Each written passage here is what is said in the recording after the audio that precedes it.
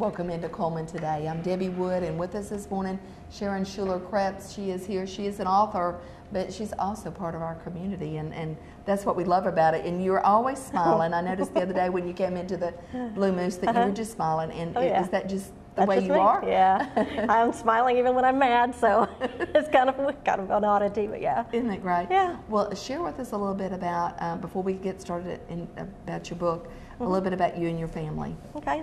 Well, I was, like I said, born in Mississippi, Hattiesburg, Mississippi, and moved here when I was 4. Okay. I've got 2 brothers and a sister, and I went to school at Sacred Heart.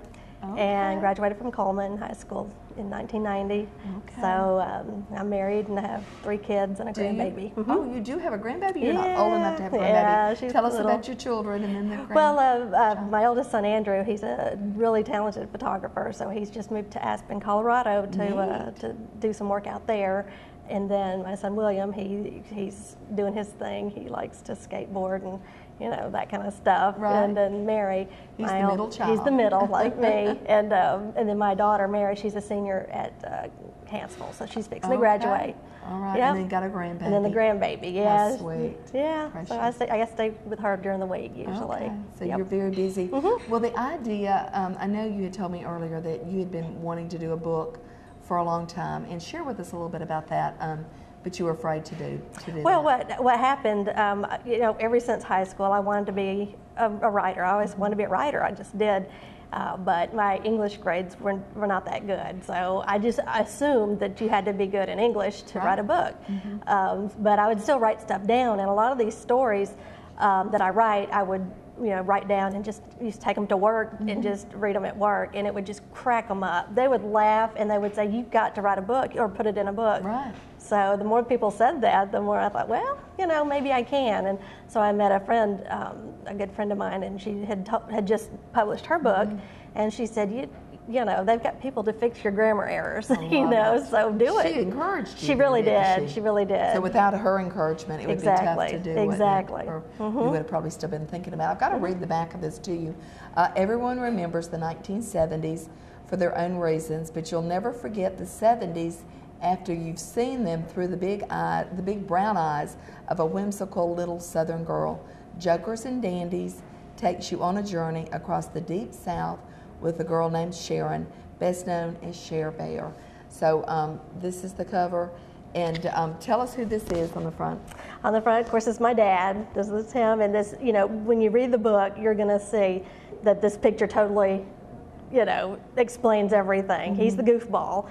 My mom, she's, kind of the brains of the family, more common sense, but she's kind of looking at him like, and then we're all bored because we were taking all different kinds of shots, with grandparents and different relatives, and by the time we got to us, we were just about to fall over, and we were just bored, But I figured the picture, once I got the book finished, it really just it says it all. It's it, yeah. It says it all. And I love the fact that that you're in the little lawn chairs. I know a lot of people don't remember those, but they were the strapped aluminum lawn chairs that everybody folded up and took with them everywhere. And this is what people use for picnics and stuff.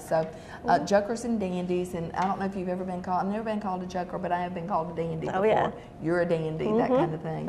But, and another little thing I thought was really neat about, it was your great-grandmother, and she spit snuff juice into a baby food jar. So do you remember that? Oh, yeah. Do you really? Yeah, and in the book, these are just, each chapter is a different story. So you don't have to, you finish a chapter, you're starting a new story. But one of the, talking about her, and I refer to her as Nunu in the book, and it was talking about, she was just, weird because when we moved, I'd never been around somebody so old and shaky, and she was just weird, but I was fascinated by her, and one of her things, and she'd whip out her baby food jar with a little paper towel in it, and she'd unscrew it and spit her snuff juice, and as nasty as it was, I'd stare every time, I just couldn't stop but watch, so it was, you don't see that today, no, do you don't. I mean, we just don't see you that. don't, yeah, and but for a little kid, all the adults were used to it, but most people probably wouldn't admit that they were fascinated by it, but I would just stare at it and go, whoa, that's so gross, but I can't stop watching, So, and her being a female, a grandmother, you just don't think about exactly, that, exactly. So. And then I would think, why is that little paper towel in the bottom? You know, just stupid stuff. Right. And, you know, it was but just, it's history, isn't right? It It is. It's just and it's through the little girl too. I mean, it's like a little kid would think, you know, and that, you know, I'd think differently if I saw it nowadays. But at the time, you know, it was very, very curious. So how long did it take you to actually pull it all together and get it written? Well, when did you start working on it? It's been a couple of years. Okay. I love genealogy and doing genealogy, but what I've found in researching my family history is, you know, I want more than just a name and a date. Right. I want a picture. I want something. So I've got a few relatives that I can't find any information on, and so I thought, well, dang, I'm not going to be like that. I want my descendants to know who I was and who I am. Right. So I started writing these stories down. These are just family stories, and so I thought I'd put them in a book. But putting them in a book, like as they were, it was just boring. So once, you know, my friend had told me, she said, well, change the names and make it a fiction book, you know, make it fiction. Okay. And so once I changed everybody's name, it just kind of opened up a whole different view. So I was able to go back and add dialogue and add situations and, you know, stuff that may or may not have happened. I'd say that about half the book is accurate and true, but the other half is very made up, blown out of proportion, and twisted. But I have pulled in stories that I've heard while doing my family research that happened to my grandmother or my aunt, but I've turned it around and put it in where it happens to me or my sister or somebody. How neat is that? So you had a lot of encouragement from the friend, and then once you wrote it, and then did you actually send it off to be proofread and changed up a little bit, or how did that work? Well, I had some good friends of mine, and they've all read it. And then at the last minute, I was needing one more reader, just one last shot, and my uncle, Glenn Reed, he, and I never knew this, he graduated from St. Bernard College. Okay. I didn't know this, but he's got a college degree in English Lit. Does he? So he was able to read the book for me and pick out last minute things. So that was a miracle. I had no idea. You know, I just. It was meant to be. It was meant to be, and he had it done that weekend, and I made the changes and done. See, and I mean, it's so still neat. not perfect. I'm sure there's still some errors, but you know. Well, no one's told me about them. No, see, that's wonderful. Now, you're going to want, of course, to pick up a copy of this and read it, but also you can come this coming Sunday to the museum from 2 o'clock until about 4. About 4, and Sharon's going to be there, and she's going to read from this book, and of course you can meet her, buy a book there, get it signed.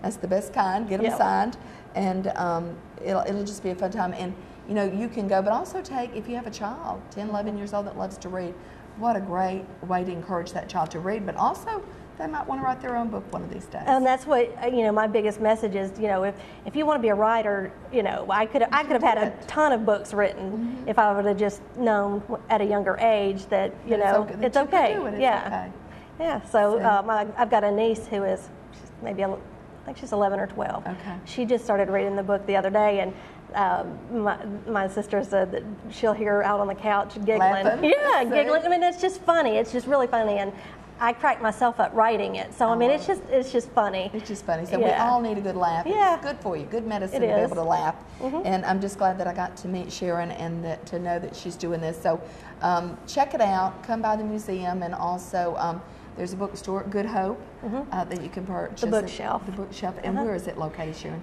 It is right past, you know, on Highway 69, right past Industrial Drive, you know, the Industrial Park, and it's going to be right there on the left. On the left, so go down that way or go to the museum, Bookshelf, pick one up, and if you want to talk to Sharon, best place to go, of course, is one of those. So, and at different times, she'll be at other different places too. Yeah, and it's also available on Amazon. Oh, that's right. Amazon.com, and it's got the paperback and the Kindle version. Yeah, so, great. It's so good. either way, Sharon, thank you. Well, you're wish welcome. You the best. Thank you. And of course, we'll be back with more of Cullman Today right after this.